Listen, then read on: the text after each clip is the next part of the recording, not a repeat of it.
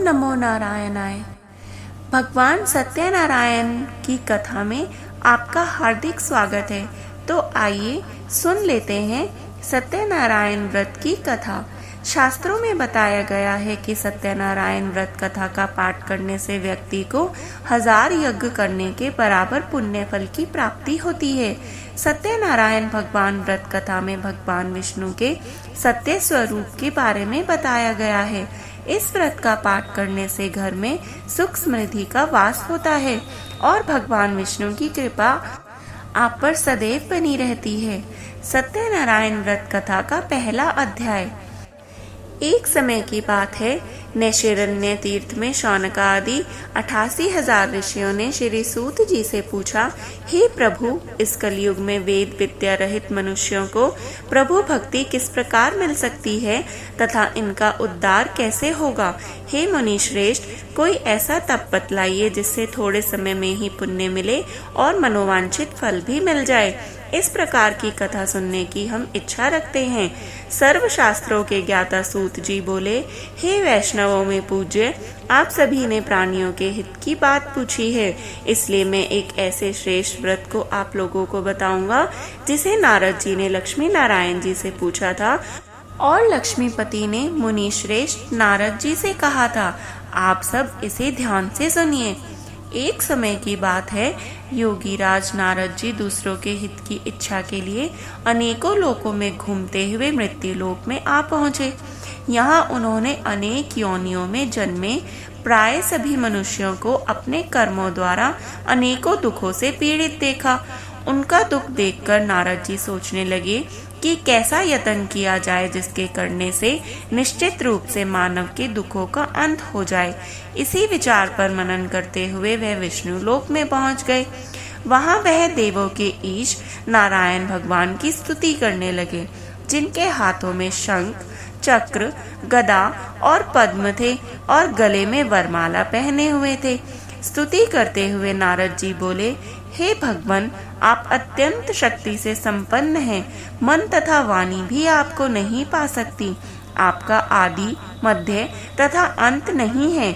निर्गुण स्वरूप सृष्टि के कारण भक्तों के दुख को दूर करने वाले हैं। आपको मेरा नमस्कार है। नारद जी की स्तुति सुनकर विष्णु भगवान बोले, हे मुनि श्रेष्ठ, आपके मन में क्या बात है? आप किस काम के लिए पधारे हैं? उसे निसंकोच कहो। इस पर नारद मुनि बोले कि मृत्यु लोक में अनेक योनियों में जन्मे मनुष्य अपने कर्मों के द्वारा अनेकों दुख से दुखी हो रहे हैं। हे नाथ, आप मुझ पर दया रखते हैं तो बताइए कि वो मनुष्य थोड़े प्रयास से ही अपने दुखों से कैसे छुटकारा पा सकते हैं। श्री हरि बोले, हे नारद, मनुष्यों की भलाई के लिए तुमने बहुत अच्छी बात पूछी है। जिसके करने से मनुष्य मोह से छूट जाता है, वह बात मैं बताता हूँ, उसे सुनो। स्वर्ग लोक व मृत्यु लोक दोनों में एक दुर्लभ उत्तम व्रत है जो पुण्य देने वाला है। आज प्रेमवश होकर मैं उसे तुमसे कह देता हूँ। श्री सत्यनारायण भगवान का यह व्रत अच्छी तरह विधान पूर्वक करके मनुष्य तुरंत ही यहाँ सुख भोग कर मरने पर मोक्ष पाता है। श्री हरि के वचन सुनकर नारद जी बोले कि उस व्रत का फल क्या है और उसका विधान क्या है। यह व्रत किसने किया था? इस व्रत को किस दिन करना चाहिए? सभी कुछ विस्तार से बताएं। नारद जी की बात सुनकर श्री हरि बोले, दुख व शोक को दूर करने वाला, यह सभी स्थानों पर विजय दिलाने वाला है। मानव को भक्ति व श्रद्धा के साथ शाम को श्री सत्यनारायण भगवान की पूजा धर्म परायण होकर ब्राह्मणों व बंधुओं के साथ करनी चाहिए। भक्ति भाव से ही नैवेद्य, केले का फल, घी, दूध और गेहूं का आटा सवाया ले। गेहूं के स्थान पर साठी का आटा, शक्कर तथा गुड़ लेकर वे सभी भक्षण योग्य पदार्थों को मिलाकर भगवान का भोग लगाएं। ब्राह्मणों सहित बंधु बांधवों को भी भोजन कराएं। उसके बाद स्वयं भोजन करें। भजन कीर्तन के साथ भगवान की भक्ति में लीन हो जाएं। इस तरह से सत्यनारायण भगवान का यह व्रत करने पर मनुष्य की सारी इच्छाएं निश्चित रूप से संपूर्ण हो जाती हैं। इस कलिकाल अर्थात कलयुग में मृत्यु लोक में मोक्ष का यही एक सरल उपाय बताया गया है। इति श्री सत्यनारायण व्रत कथा प्रथम अध्याय संपूर्णम। बोलिए श्री सत्यनारायण भगवान की जय। सत्यनारायण भगवान की व्रत कथा का दूसरा अध्याय। सूत जी बोले, हे ऋषियों, जिसने पहले समय में इस व्रत को किया था उसका इतिहास मैं आपसे कहता हूँ, ध्यान से सुनिए। सुंदर काशीपुर नगरी में एक अत्यंत निर्धन ब्राह्मण रहता था। भूख प्यास से परेशान वह धरती पर इधर उधर घूमता रहता था। ब्राह्मणों से प्रेम से करने वाले भगवान ने एक दिन ब्राह्मण का वेश धारण करके उसके पास जाकर पूछा, हे विप्र, नित्य दुखी होकर तुम पृथ्वी पर क्यों घूमते हो? दीन ब्राह्मण बोला, हे प्रभु, मैं निर्धन ब्राह्मण हूँ, भिक्षा के लिए धरती पर घूमता हूँ। हे भगवान, यदि आप इसका कोई उपाय जानते हो तो बतलाइए। वृद्ध ब्राह्मण ने कहा, सत्यनारायण भगवान मनोवांछित फल देने वाले हैं, इसलिए तुम उनका पूजन करो। इसके करने से मनुष्य सभी दुखों से मुक्त हो जाते हैं। वृद्ध ब्राह्मण बनकर आए सत्यनारायण भगवान उस निर्धन ब्राह्मण को व्रत का सारा विधान बताकर अंतर्ध्यान हो गए। ब्राह्मण मन ही मन सोचने लगा कि जिस व्रत को व्रत ब्राह्मण करने को कह गया है, मैं उसे जरूर करूँगा। यह निश्चय करने के बाद उसे पूरी रात भर नींद नहीं आई। वह सवेरे उठकर सत्यनारायण भगवान के व्रत का निश्चय करके भिक्षा मांगने के लिए चला गया। उस दिन निर्धन ब्राह्मण को भिक्षा में बहुत अधिक धन मिला, जिससे उसने बंधु बांधवों के साथ मिलकर श्री सत्यनारायण भगवान का व्रत संपन्न किया। भगवान सत्यनारायण का व्रत संपन्न करने के बाद वह निर्धन ब्राह्मण सभी दुखों से छूट गया और अनेक प्रकार की संपत्तियों से युक्त हो गया। उसी समय से यह ब्राह्मण हर माह इस व्रत को करने लगा। इस तरह से सत्यनारायण भगवान के व्रत को जो मनुष्य करेगा वह सभी प्रकार के पापों से छूटकर मोक्ष को प्राप्त होगा। जो मनुष्य इस व्रत को करेगा वह भी उस ब्राह्मण की भांति सभी दुखों से मुक्त हो जाएगा। सूत जी बोले कि इस तरह से नारद जी से नारायण जी का कहा हुआ श्री सत्यनारायण व्रत को मैंने तुमसे कहा। हे विप्रो, मैं अब और क्या कहूँ? ऋषि बोले, हे मुनिवर, संसार में उस विप्र से सुनकर और किस किस ने इस व्रत को किया, हम सब इस बात को भी सुनना चाहते हैं। इसके लिए हमारे मन में श्रद्धा का भाव है। सूत जी बोले, हे मुनियों, जिस जिसने इस व्रत को किया है वे सब सुनो। एक समय वही विप्र धन व ऐश्वर्य के अनुसार अपने बंधु बांधवों के साथ इस व्रत को करने को तैयार हुआ। उसी समय एक लकड़ी बेचने वाला बूढ़ा आदमी आया और लकड़ियां बाहर रखकर अंदर ब्राह्मण के घर में गया। प्यास से दुखी वह लकड़हारा उनको व्रत करते देख विप्र को नमस्कार करके पूछने लगा कि आप यह क्या कर रहे हो? तो उन्होंने बताया कि व्रत कर रहा हूँ तथा इसके करने से क्या फल मिलेगा, कृपया मुझे भी बताइए। ब्राह्मण ने कहा कि सब मनोकामनाओं को पूरा करने वाला यह सत्यनारायण भगवान का व्रत है। इनकी कृपा से ही मेरे घर में धन धान्य आदि की वृद्धि हुई है। विप्र से सत्यनारायण व्रत के बारे में जानकर लक्कड़हारा अति प्रसन्न हो गया। चरणामृत लिया, प्रसाद खाया और अपने घर आ गया। और लक्कड़हारा मन ही मन यह संकल्प लेने लगा कि आज लकड़ी बेचने से जो भी धन मिलेगा उसी से श्री सत्यनारायण भगवान का उत्तम व्रत मैं भी करूंगा। मन में इस विचार को लेकर बूढ़ा आदमी सिर पर लकड़ियां रखकर उस नगर में बेचने गया जहां ज्यादा धनी लोग रहते थे। उस नगर में उसे अपनी लकड़ियों का दाम पहले से 4 गुना अधिक मिला।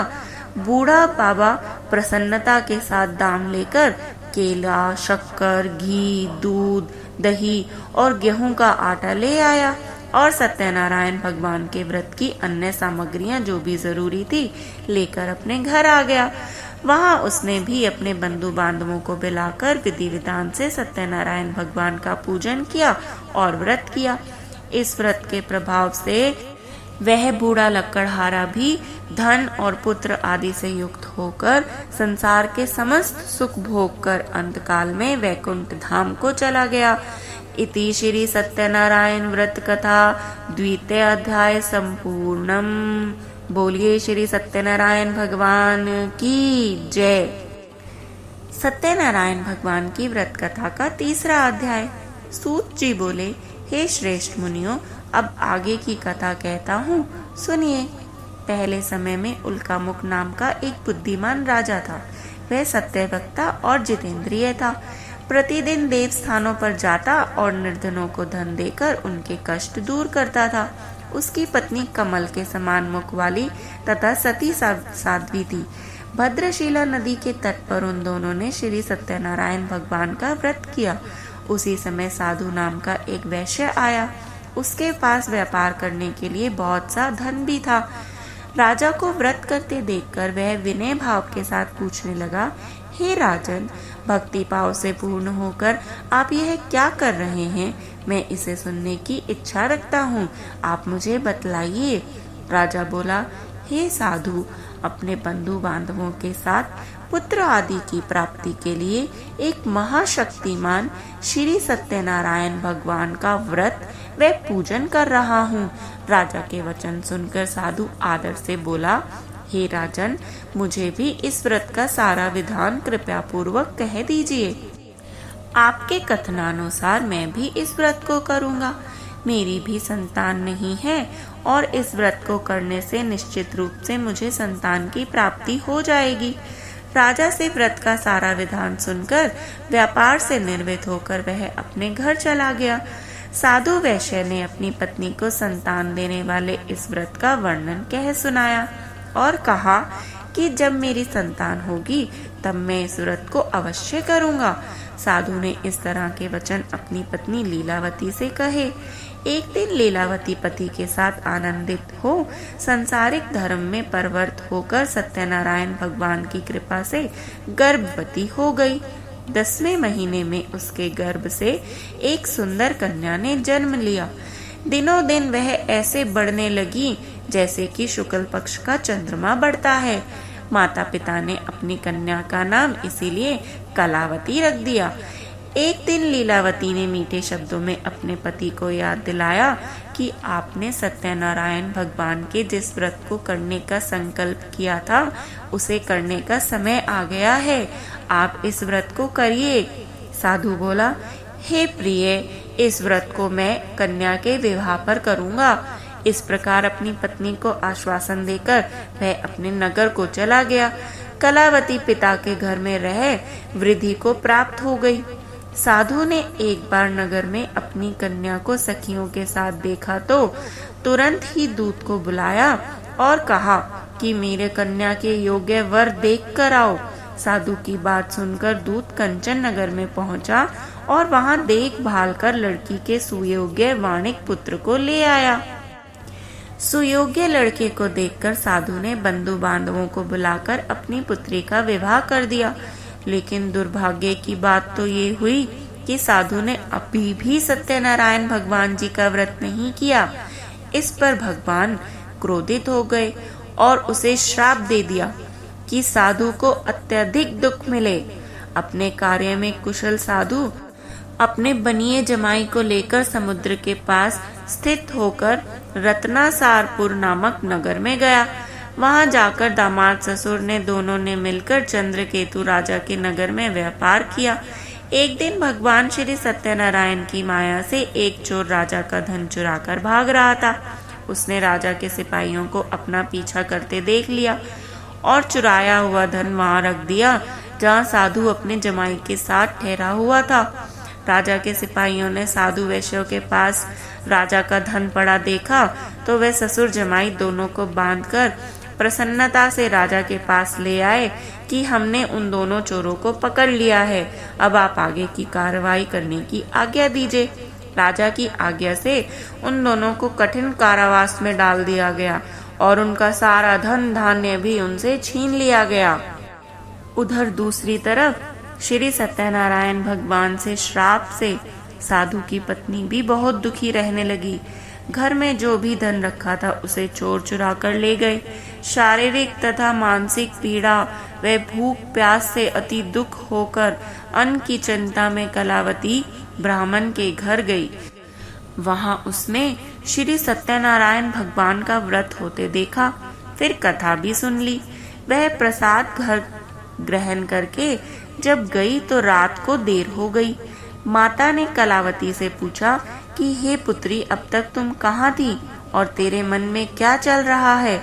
कलावती ने अपनी माता से सहज भाव में कहा, हे माता, मैंने एक ब्राह्मण के घर में श्री सत्यनारायण भगवान जी का व्रत देखा है।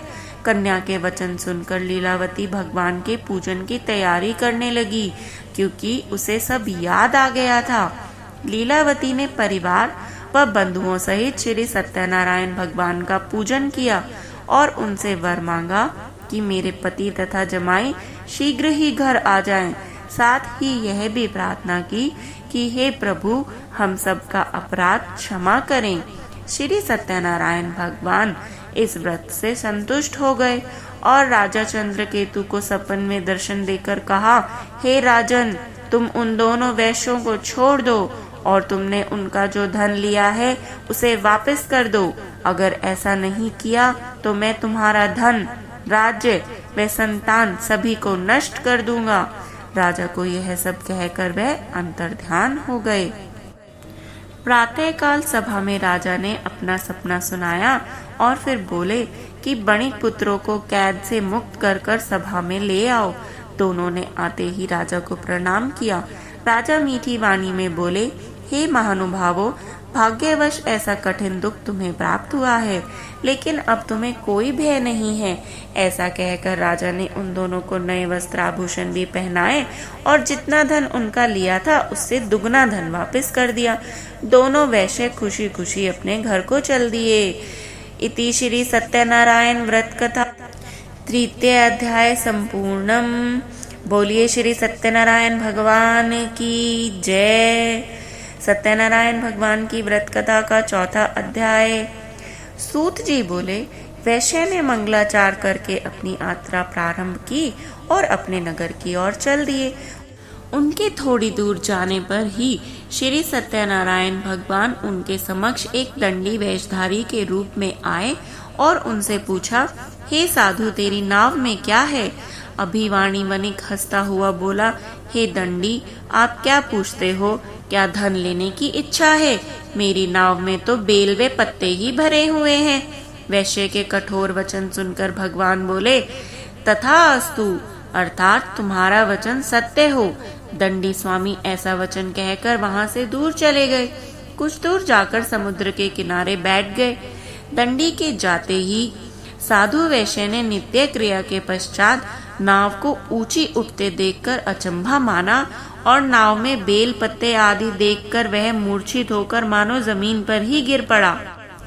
मूर्छा खुलने पर वह अत्यंत शोक में डूब गया। तब उसका दामाद बोला, आप शोक न मनाएं, यह उस दंडी का ही श्राप है, इसलिए हमें उनकी शरण में जाना चाहिए, तभी हमें हमारी मनोकामना पूर्ण होगी। दामाद की बात सुनकर वह दंडी के पास पहुंचा और भक्ति भाव नमस्कार करके बोला, मैंने आपसे जो जो असत्य वचन कहे थे उनके लिए मुझे क्षमा दान दें। ऐसा कहकर महान शोकातुर होकर रोने लगा। तब दंडी भगवान बोले, हे वणिक पुत्र, मेरी आज्ञा से बार बार तुम्हें दुख प्राप्त हुआ है, तू मेरी पूजा से विमुख हुआ।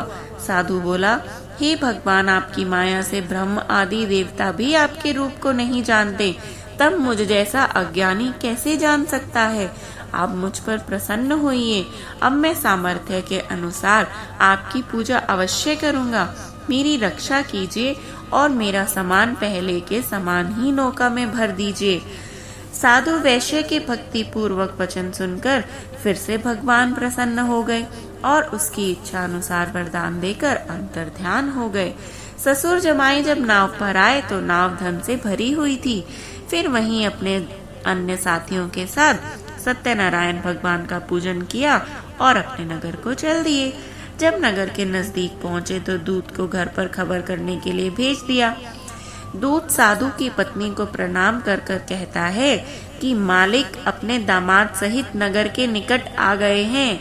दूत की बात सुनकर साधु की पत्नी लीलावती ने बड़े हर्ष के साथ सत्यनारायण भगवान का पूजन करके अपनी पुत्री कलावती से कहा कि मैं अपने पति के दर्शन को जाती हूँ, तू कार्य पूर्ण कर कर शीघ्र आ जा। माता के ऐसे वचन सुनकर कलावती अति प्रसन्नता में जल्दी जल्दी में प्रसाद छोड़कर ही अपने पति के पास दौड़ी चली गई। प्रसाद की अवज्ञा के कारण फिर से श्री सत्यनारायण भगवान उनसे रुष्ट हो गए और नाव सहित उसके पति को पानी में डुबो दिया। कलावती अपने पति को वहां ना पाकर रोती हुई जमीन पर गिर गई। नौका को डूबा हुआ देख वह कन्या को रोता देख साधु दुखी होकर बोला, हे प्रभु, मुझसे तथा मेरे परिवार से जो भी भूल हुई है उसे क्षमा करें, उसे क्षमा करें।